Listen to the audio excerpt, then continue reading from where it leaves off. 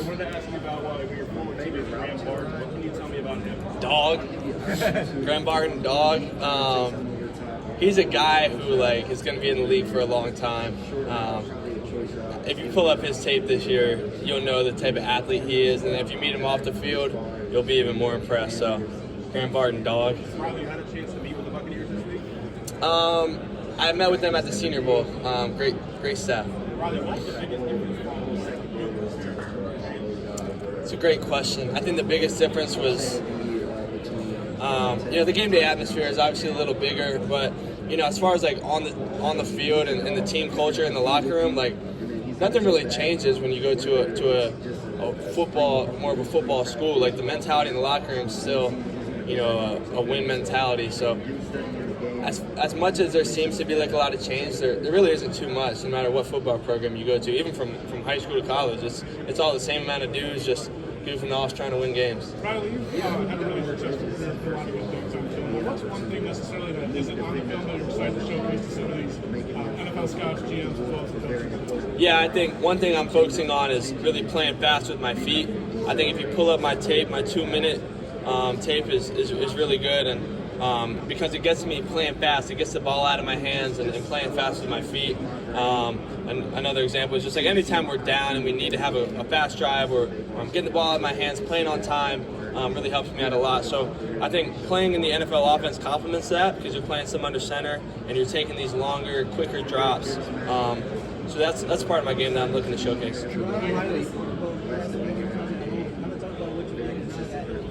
Yeah, the Senior Bowl was really cool, right? Because it was I was playing in Mobile, Alabama, which is 40 minutes from me, and playing in North Carolina at Duke and South Bend.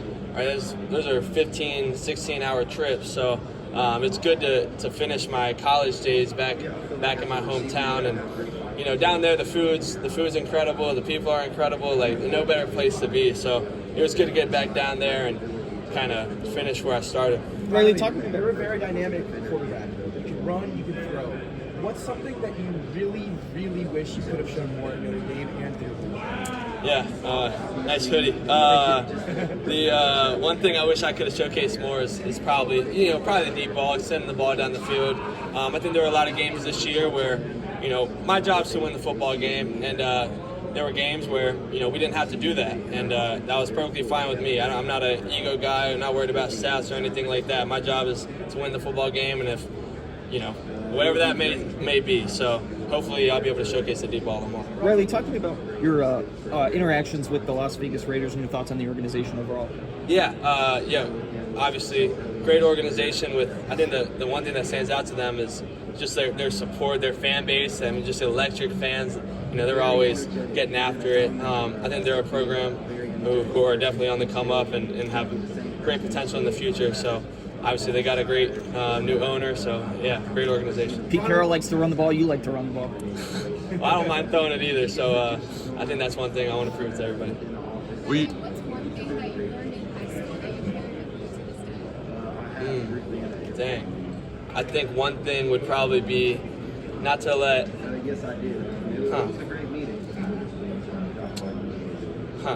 Never let your circumstances change your standard. Let your standard change your circumstances. That's something Coach Troop actually told me way back in the day, and kind of just stuck with me. No matter what situation you are, your standard should trump that circumstance that you're in, and change the circumstances that you're in. So as long as you know your standard, any room that you walk into, you should walk away just fine. Will you? Talk a little bit about the importance of playing for your home team, like a high school setting. Yeah. What do you mean by my home team? Sorry. Like the importance of playing for your high school team. Can you talk about how that's affected? Oh, absolutely. Yeah, I think growing up in Fairhope, Alabama, it's like the coolest place in the world, because everybody you meet has your best interests, and the amount of support that I had throughout my career from I pretty much call everybody family back home, and the amount of support I had from my family members was really cool. Will you go through top 5 position? No, top 5 after position. Oh gosh, I did not. I mean, obviously, everybody's got their lists. I'm not the guy to be on socials, making lists. But obviously, there are a lot of good quarterbacks in the league. It's a good question. I think, I said it after an interview, but whether you think you can or you can't do something, you're right. I actually took that from Henry Ford back in the day. But when you believe that you can do something, like, you're the only person that can stop yourself from doing it. And we believe that, we can make it to the national championship, and that's exactly what we did. I think having a strong mind and believing in yourself is probably the most powerful thing you can do in this world. Riley, Besides turning your life to Christ. What is your biggest motivator personally? Is there someone in your life? Is there something you do personally that motivates you? I think if you ever need to do something to motivate you, you're probably doing the wrong thing. Waking up every day is, enough motivation for me. Riley, will you do all the athletic testing and drills at the combine this week? I'll be throwing tomorrow. So you won't test I won't test, no. Hopefully I'll be able to do that at the pro day. What went into that decision to only throw tomorrow? Yeah, it's a good question. I think, after playing in the Senior Bowl, just had, a couple weeks for my body. I had 3 weeks to train, and, I got a lot of things that I wanted to work on in my game, obviously my strength and then, mechanically. So, in just 3 weeks, you're taking 2 of those to recover from the long season. So, if I'm going to go out there and showcase my abilities, I want to be, at my peak. So that's pretty much it. Riley, What's up, big dog? how are you? What's up? It's good to see you. What is one thing that you want teams to know that they can't see on film? That's a really good question, my man. One thing I want to showcase is just my ability to extend the ball down the field. You probably don't see that as much on tape, but that's something I've really been working on. So a lot of people think, my arm might be a little bit weaker, but, all that matters is that I think I got a strong arm. So I'm ready to prove a lot of people wrong. Thanks, buddy. What is the success for Notre Dame? That's a really good question. I think everybody has a mentality to win the national championship, but when you have a locker room where your best players, have the highest character, that's kind of what separates teams. I think our character in our locker room kind of stem from the top down, and I think the biggest compliment I can give to these guys is if you walk into our locker room, every single one of those people that you come into contact with, feel like family and make you a better person. So everybody, works hard. Everybody knows the X's and O's. But when you can impact people the way that Notre Dame impacted me, I think that's kind of what creates championships. Take us through the 3 guys who battled out to follow you at Notre Dame. Oh, yeah. Maybe one selling point for each guy. What's the primary theme? Maybe something sneaky about it. I could go on and on about all 3 of those guys. And honestly, when I think about the Notre Dame quarterback room right now, I think about their football talents, after 10 minutes of thinking about each person. Our group was the closest group that, I've probably been around. And those guys really, changed my life in a lot of different ways. And I owe them the world, for to be a transfer quarterback, to come in there, for them to accept me the way that they did, kind of means the world to me. But yeah, each guy's got a special trait to him. Steve, obviously, everybody loves Steve. He's an outstanding person, outstanding football player.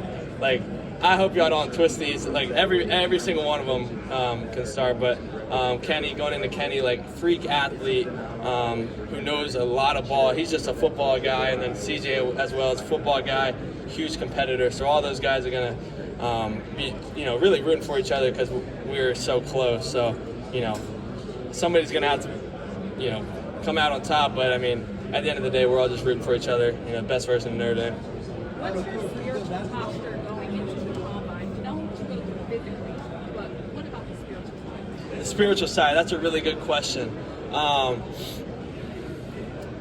That's a really good question because it's really hard to maintain the amount of humility whenever you're out here trying to showcase yourself. And my job is kind of to sell myself to all of these coaches and prove to them why they should pick me, which doesn't really come naturally for me because I'm a guy who kind of wants to, let my actions lead, not my words. But then I'm got to sit up here and talk about myself all the time. So obviously the verse that I wear on my wrist kind of helps me out a lot. Matthew 23:12, those who exalt themselves will be humbled, those who humble themselves will be exalted. At the combine, you're having to exalt yourself a little bit. So at night, I have to just, remind myself, like, humble yourself, kid. So that's probably the biggest learning experience for me, and I'm not sure if I have it quite yet, but I'm looking to grow. Riley, Riley, all across the NFL, who are some receivers, like, just in general, who you could love to throw to? That's a good question. I mean, shoot. That's a hard question for me. I mean, every receiver in the NFL is there for a reason. So I don't know if I can answer that one. I love all receivers. If they're willing to catch a ball for me, I'll take it. We'll take one more. Is it true that during your time at Duke, you played runs with Paolo Banchero and those guys? This is true. So my freshman summer when I got there was a COVID time, so really the only people on campus were football, basketball guys. So yeah, we used to have some late night runs in Cameron, and then they used to come over and throw the ball a little bit too. One thing a lot of people don't know about Paolo, he was a great quarterback. And I remember he was throwing the ball. I was like, dude, like, you can take my job, dude. So like, don't come over to the football team. But really good athletes, really good people, and yeah, we got some late night runs in.